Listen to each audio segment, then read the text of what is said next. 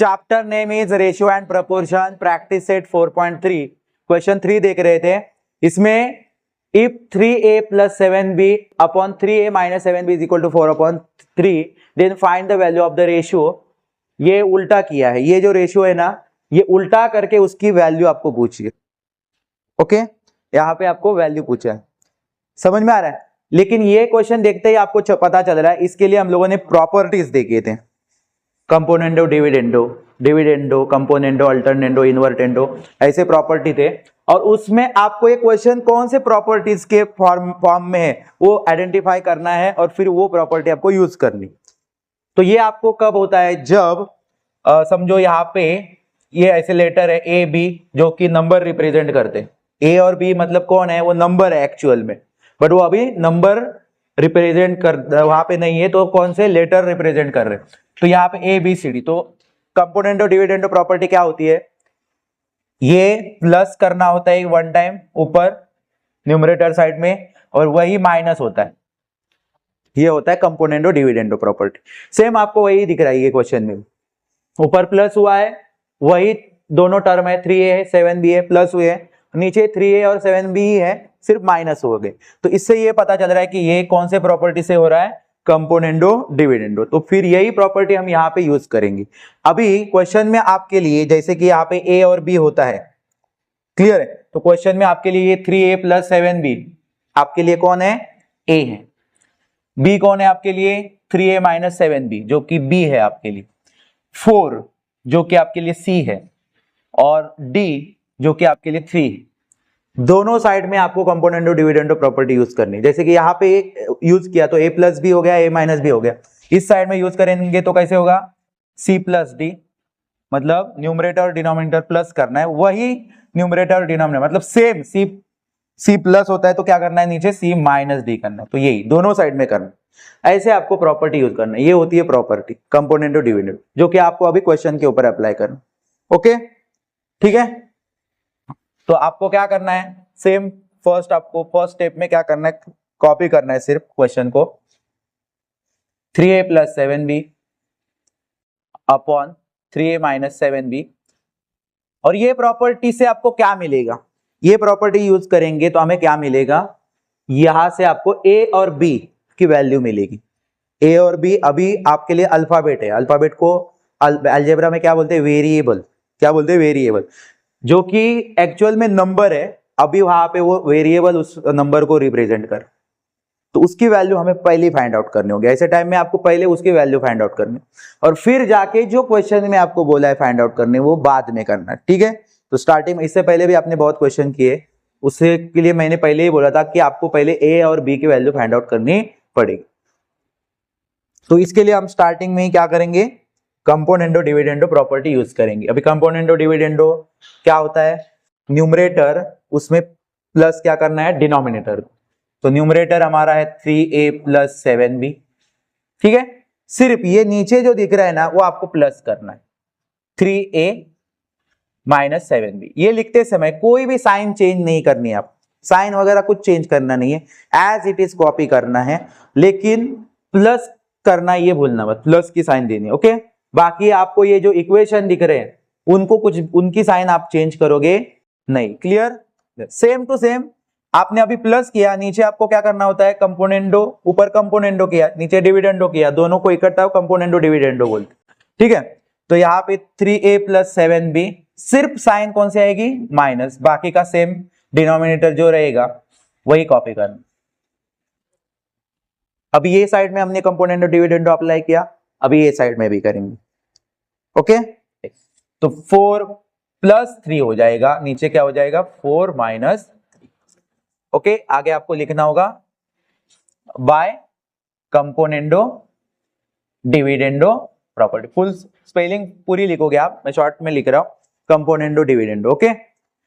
उसके बाद आपको क्या करना है, यहाँ पे इसमें एक चीज आपको यहाँ पे पहले स्टार्टिंग में ब्रैकेट डालना है, इनको ब्रैकेट डालो, फर्स्ट स्टेप में आप ब्रैकेट डालोगे, ओके, ठीक है। नेक्स्ट स्टेप में क्या करना है, ब्रैकेट ओपन करना, ब्रैकेट ओपन करना है ना, तो जब प्लस हो रहा है ना तो साइन कोई भी चेंज नहीं हुआ, सेम सिर्फ ब्रैकेट ओपन होगा, बाकी सेम रहेगा, जो है अवेलेबल वही रहेगा, लेकिन जब माइनस हो रहा है तभी आपको थोड़ा सा ध्यान देना है। क्या ध्यान देना है? तो माइनस जब भी होता है तो उसके आगे का जो टर्म है, जो भी इक्वेशन है, उसकी साइन चेंज हो जाएगी। ये माइनस, ये 3a प्लस है, उसको माइनस बना देगा, क्योंकि प्लस और माइनस क्या होता है? माइनस। तो ये तो माइनस 3a ही दिखेगा। तो ये माइनस और ये जो माइनस साइन है, माइनस माइनस प्लस हो जाएगा, तो प्लस 7b। इतना ही चेंज करना है ये स्टेप में, बाकी कुछ नहीं किया हमने, सिर्फ यहाँ पे प्लस किया है, बाकी same as it is copy किया है। क्लियर है? डन। तो जब सब्ट्रैक्शन होगा, माइनस होगा, तो ये एक चीज आपको ध्यान में रखनी है और इसके लिए आपको प्रैक्टिस चाहिए। 4 + 3 7 और नीचे आएगा 1। यहाँ तो सब रिड्यूस हो गया, ठीक है। यहाँ पे एक प्रॉपर वैल्यू मिल गई आपको, 4 + 3 7 और 4 - 3 1। ओके, क्योंकि वो नंबर है ना, तो आपको वहां पे वैल्यू क्लियरली मिल गई। यहाँ पे आपको मिलेगी नहीं, क्योंकि आपको यहाँ पे वेरिएबल दिख रहे हैं, ठीक है कि नहीं? तो उसके कारण आपका आंसर रुक गया है। बट उसके लिए अभी आपको देखना है डिफरेंट साइन, प्लस माइनस होगा तो माइनस होगा और 0 आंसर आ जाएगा। लेकिन सेम वाले ये टर्म, जैसे कि 3a है, ये 3a है, ये माइनस नहीं हो सकते, बिकॉज इनकी साइन प्लस है, प्लस प्लस प्लस ही होंगे, तो ये कैंसिल होंगे नहीं, वो वहां पे ही रहेंगे। लेकिन 7 भी देखो, ये माइनस है, यहाँ का 7 भी प्लस है, तो ये तो कैंसिल हो जाएंगे, गए, ठीक है। उसके बाद ऊपर और कुछ कट नहीं होने वाला है अभी। नीचे भी देखो आप, तो 3a कैंसिल हो सकता है, क्योंकि एक 3a आपके पास माइनस में है, दूसरा प्लस में है, ये कैंसिल हो जाएंगे। तो बचा क्या है वो आप अभी लिख दो। बचा हुआ आपने डायरेक्ट प्लस करके लिखा तो भी चलेगा, क्योंकि आपको दिख रहा है 3a + 3a दोनों सेम टर्म है, लाइक टर्म है, तो यहाँ पे 6a हो जाएंगे। कितने a हो जाएंगे? 6a। नीचे 7b दोनों लाइक टर्म है, 14b बनेगा। क्या बनेगा? 14b। ये साइड का तो आपको कुछ नहीं करना है, वो एज इट इज 7/1 लिख। डन। यहां तक क्लियर है? ठीक। उसके बाद देखोगे तो 6a और 14b = 7/1 है। अभी यहाँ पे 6/14 जो कि अपने लाइक टर्म के पास, उसको सेंड करना है 7/1। ओके, क्योंकि 6/14 ये नंबर है और उनके लाइक टर्म के पास अगर सेंड करना होगा तो उनके लाइक टर्म = के दूसरे साइड में, जो कि कौन है? 7/1। तो उनकी तरफ अगर 6/14 है तो 6/14 फ्रैक्शन में नंबर है। 6/14 क्या है?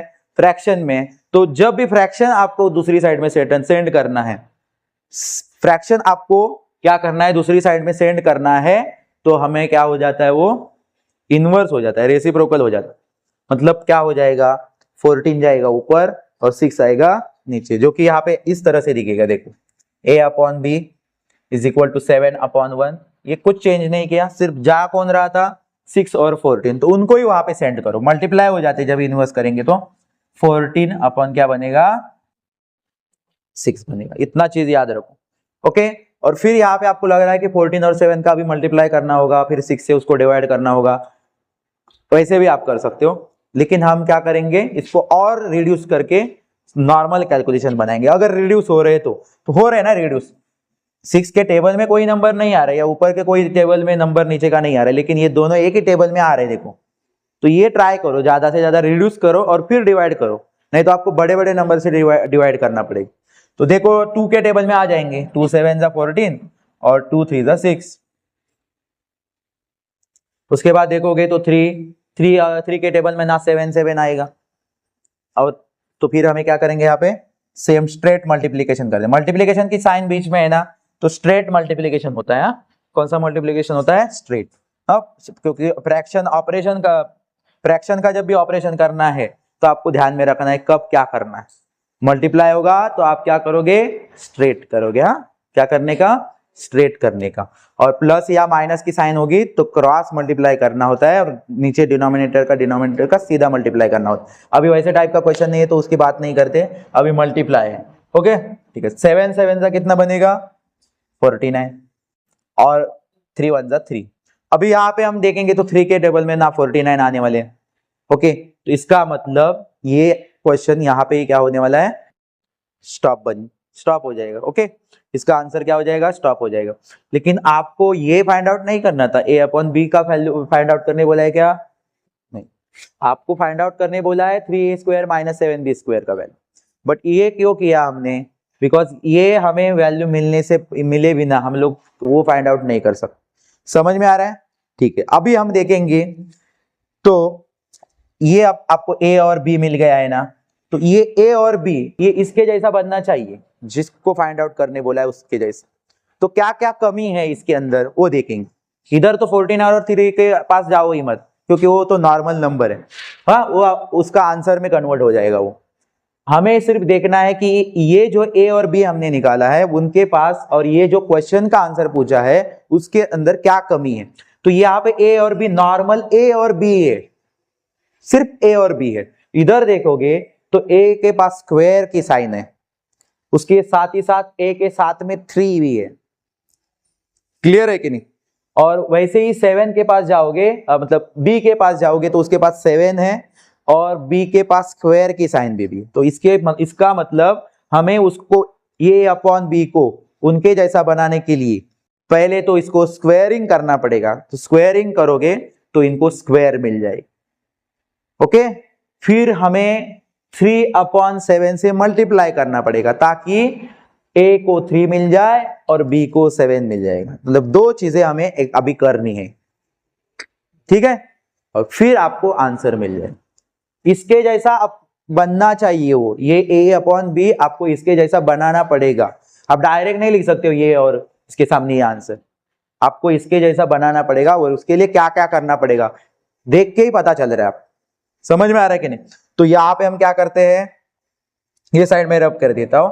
हमें ए और बी की वैल्यू मिल चुकी है, तो यहाँ पे अभी क्या करोगे, ये A upon B is equal to 49/3, इनको हम क्या करेंगे, ए को स्क्वायर लाना है, बी को भी स्क्वायर लाना है, तो क्या करेंगे, स्क्वायरिंग करेंगे। क्या करेंगे, स्क्वायरिंग करेंगे। तो स्क्वायर करोगे तो ए का क्या बनेगा, ए स्क्वायर, बी का क्या हो जाएगा, बी स्क्वायर।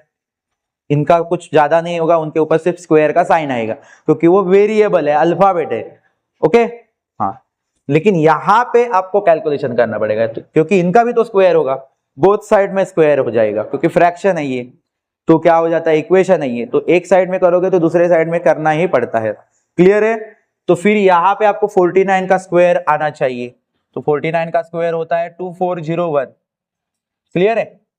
नहीं आएगा तो आप मल्टीप्लाई करोगे, 9 9 का कितना होता है, 81।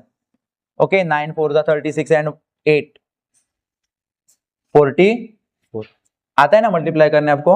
4 9 का 36, 3 कैरी, 4 4 का 16 एंड 3 19, 1 0 5 14 सॉरी 1 एंड 2 2 4 0। क्या आ गया, 49 का स्क्वायर क्या आ गया, 2401। हाँ, स्क्वायर याद भी नहीं है आपको, मल्टीप्लाई करो सीधा सीधा, ठीक है, स्क्वायर अपने आप मिल जाए। ओके, ठीक। उसके बाद नीचे का तो आपको आ ही जाएगा क्योंकि नॉर्मल नंबर है। 3 का स्क्वायर सबको आता है, 3 का स्क्वायर क्या आता है, 9। इसके आगे आपको लिखना पड़ेगा रीजन, क्या लिखोगे, स्क्वायरिंग बोथ साइड्स। ठीक है, ठीक है, हाँ, नहीं तो डायरेक्ट ए को स्क्वायर बी को स्क्वायर क्यों किया, क्योंकि हमने क्या किया है, स्क्वायर किया है, स्क्वायरिंग किया है बोथ साइड में। ठीक है, ठीक है। उसके बाद अभी आपको ध्यान आपका यहाँ पे होना चाहिए, जिसको फाइंड आउट करने बोला है उसके ऊपर। अभी और क्या कमी है, तो ए और बी जिनके पास 3 और 7 दिख रहा है, जो कि हमें अभी भी दिख नहीं रहा है, आप तो अभी दिखेगा, तो दिख नहीं रहा है मतलब हमें लाना पड़ेगा। तो क्या करोगे, ऊपर ए है, ऊपर ए को क्या चाहिए, 3 चाहिए, तो ऊपर हम 3 से मल्टीप्लाई करेंगे।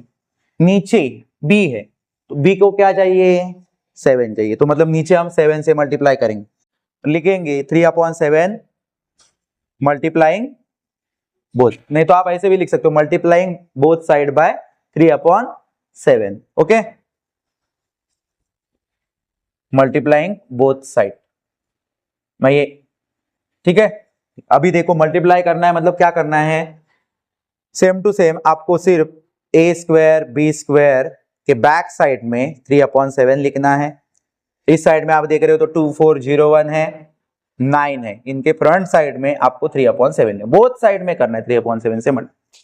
इसके बाद यहां तो स्ट्रेट मल्टीप्लाई, मल्टीप्लाई मतलब स्ट्रेट मल्टीप्लीकेशन, ये याद रखो। ओके, तो 3 और ए का ए स्क्वायर का मल्टीप्लाई होगा तो क्या बनेगा, 3a स्क्वायर। 7 और बी का बनेगा तो 7b स्क्वायर। और यहाँ पे अभी आप देखोगे तो डायरेक्ट ऐसे करो मत कि 2401 से 3 को मल्टीप्लाई करोगे तो चलता है, बट आपको कैलकुलेशन में बड़ा नंबर आएगा। तो इसके लिए मैंने क्या बोला है, इसको जितना रिड्यूस हो सकता है, जितना नॉर्मल ये छोटा नंबर बन जाएगा उतना ज्यादा कोशिश करो, और वो बन भी सकता है। देखो यहाँ पे 3 से 9 कट हो जाएगा, 3 के टेबल में आता है। क्रॉस में ऊपर नीचे कट हो सकता है, स्ट्रेट में कट नहीं होगा। ओके चलो ये 3 बन गए, यहाँ पे इसका चैप्टर कंप्लीट हो गया। अब ये 7 से 2401 भी हो जाएगा, डिवाइड कर लोगे, डायरेक्ट भी डिवाइड कर सकते हो। ठीक है, 7 3 जा 21, 3 इज रिमेनिंग, 7 4 जा 28, 2 इज रिमेनिंग, 7 3 जा 21। क्या आया, 0। रिमाइंडर में 0 रहना चाहिए। ओके हाँ, इसी तरह से आपका डिवाइड होना चाहिए। कुछ बच रहा है तो इसका मतलब वो पूरी तरह से डिवाइड हो नहीं रहा है, ऐसा नहीं चलेगी, पूरी तरह से डिवाइड होना वाला चाहिए। डन। तो क्या मिल गया हमें, 343, इसकी जगह पे मिल गया 343। ओके अभी ऊपर बचा है 3, अभी नहीं होगा, 3 से 343 को आप डिवाइड नहीं कर पाओगे, तो स्टॉप करना है। जितना बचा है, ऊपर 343 बचा है, नीचे 3 बचा है, उतना लिख दो। ओके ठीक, उसके बाद आप देखोगे तो आपका क्वेश्चन 3a² और ये जो इधर 3a² है वो अभी अभी आपके पास आ गया, और 7b² है वो भी आपके पास आ चुका। ठीक है, लेकिन यहाँ पे तो सिंगल टर्म में आ गया, इस तरह से नहीं दिख रहा है, माइनस और प्लस की साइन उनके बीच में नहीं दिख रही है। इधर हमें माइनस प्लस दिख रहा है क्या, सिर्फ 3a² सिंगल दिख रहा है, और 7b² जो भी सिंगल है, इधर डबल है दोनों। तो इसके लिए क्या करोगे, यह आपको कैसे दिख रहा है, ये कौन सी प्रॉपर्टी इसके ऊपर यूज हो गई, अप्लाई हो गई है, कंपोनेंट, मतलब वापस से ये जो मटेरियल आपको मिला है उसके ऊपर आपको कौन सी प्रॉपर्टी यूज करनी पड़ेगी, कंपोनेंडो डिविडेंड। क्लियर है, सिंपल सारे स्टेप्स है, लेकिन ज्यादा बार वो यूज करने पड़ रही है, एक ही प्रॉपर्टी को आपको ज्यादा बार यूज करना पड़ रहा है, इसके लिए थोड़ा डिफिकल्ट लग रहा है। अदरवाइज इसमें सिर्फ नॉर्मल कैलकुलेशन। ठीक है, ये साइड रब कर देता हूं मैं। अभी आप इसके ऊपर कौन सी प्रॉपर्टी यूज करने वाले हो, कंपोनेंडो डिविडेंड, जो कि क्या होगा, 3a² प्लस डिनोमिनेटर में कौन है, 7b², वो उसके अंदर प्लस हो जाए, नीचे वही दोनों माइनस हो जाते हैं, सिर्फ उनके बीच में माइनस की साइन आती। देखो अभी आपके जैसा बन गया कि नहीं क्वेश्चन, क्लियर है। लेकिन अभी आपको फिलहाल लास्ट में पता चल जाएगा, आपको लग रहा है कि नहीं सर ऊपर माइनस है, नीचे हमारा माइनस तो नीचे आ गया। जब हम लोग इसका फाइनल करेंगे तो इसको इन्वर्टेंडो मारेंगे, कौन सी प्रॉपर्टी मारेंगे, इन्वर्टेंडो, तो इन्वर्टेंडो इनको उल्टा कर देगा बराबर, और फिर आपका ये फाइनलाइज होगा। ठीक है, फिलहाल हम लोग जैसा है वैसे ही करते हैं। ये साइड में किया आपने 3a² अपॉन 7b² के साइड में किया, अब ये भी साइड है ना, दोनों साइड आपको पता है, क्लियर है। तो 343 बताओ जल्दी, 343 प्लस 3 और 343 माइनस 3, समझ में आया आपको। ओके फिर आप देखोगे तो यहां पे तो कुछ नहीं होगा, अभी यहां पे आपका प्लस नहीं होगा, ना कि माइनस भी होगा, क्योंकि डिफरेंट टर्म है। ओके सेम होते इधर भी 7a² होता तो आपका प्लस हो जाता, लेकिन यहाँ पे भी डिफरेंट वेरिएबल है तो आपका इधर कुछ नहीं होगा, और उसी की तो वैल्यू चाहिए ना आपको, तो उधर कुछ होने वाला ही नहीं है, सिर्फ होगा तो आगे, क्योंकि तभी आपको वैल्यू मिलेगी। तो 343 प्लस 3 कितना हो जाएगा, 346, और नीचे क्या आ जाएगा, 340। वैसे ही नीचे जाओ, इनको अभी रिड्यूस कर लो, रिड्यूस हो जाएंगे 2 से, क्योंकि दोनों के पास यूनिट प्लेस पे 6 और नीचे 0 है, तो 2 से होता ही है। तो क्या आ जाएगा, 2 से ऊपर वाला नंबर हो जाएगा तो क्या आएगा, 1। 346 को आप 2 से डिवाइड कर लोगे तो क्या मिलेगा, 2 1 जा 2, 2 7 जा और 2 3 जा 173 मिलेगा। क्या मिलेगा आपको, 173 मिलेगा। नीचे क्या मिलेगा, 2 से करोगे तो 170 मिलेगा, हाफ बन जाएगा, 2 मतलब कोई भी नंबर को हाफ बना जाए 170। इसके बाद ये रिड्यूस नहीं होंगे, इसके बाद ये रिड्यूस होने वाले नहीं, रिड्यूस होंगे। तो यही आपका मिल गया फाइनल आंसर। ठीक है, और फिर फाइनल आंसर मतलब क्या है, आपको पहले देखो किसका मिला है, 3a plus 7b², 3a² minus 7b²। फिर लास्ट में आप थोड़ी सी आंखें खोलोगे तो आप देखोगे तो क्वेश्चन में आपको क्या बोला था, 3a² माइनस 7b² है, ये जो माइनस है वो आपका नीचे है, वहां तक ही छोड़ दोगे तो आपका सारा भी रॉन्ग हो सकता है, या कुछ स्टेप्स के आपको मार्क्स मिल सकते हैं और लास्ट पूरे मार्क्स नहीं मिलेंगे, इतने पे ही आप छोड़ोगे। तो इसके लिए आपको अभी कौन सी प्रॉपर्टी यूज करनी पड़ेगी बच्चों? इनवर्टेंडो। तो लिखना पड़ेगा कि हम अभी इनवर्टेंडो यूज कर रहे हैं। आगे जब आप पूरा करोगे, इनवर्टेंडो में क्या होता है, सिर्फ नीचे का जाता है ऊपर, ऊपर का आएगा नीचे। वही इधर की साइड में भी होगा, ऊपर 170 जाएगा, नीचे 173 आएगा। इसके आगे आप लिखोगे बाय इनवर्टेंडो। इसके सामने भी आपने कंपोनेंडो डिविडेंडो यूज किया है, तो लिखो बाय कंपोनेंडो डिविडेंडो। ठीक है, जहां जहां पे जो जो किया है आपने वो लिख दो। ओके, और ये हो गया आपका फाइनल आंसर। डन। देखो अभी क्वेश्चन, ये वाला क्वेश्चन आपको जो बोला था जिसका आंसर फाइंड आउट करने के लिए, वो और वो उसमें कुछ डिफरेंस है नहीं है, तो यही आपका फाइनल आंसर। क्लियर? इतना स्टेप आपको करना पड़ेगा, तब जाके 4 मार्क्स आपको मिलेंगे, 4 मार्क्स।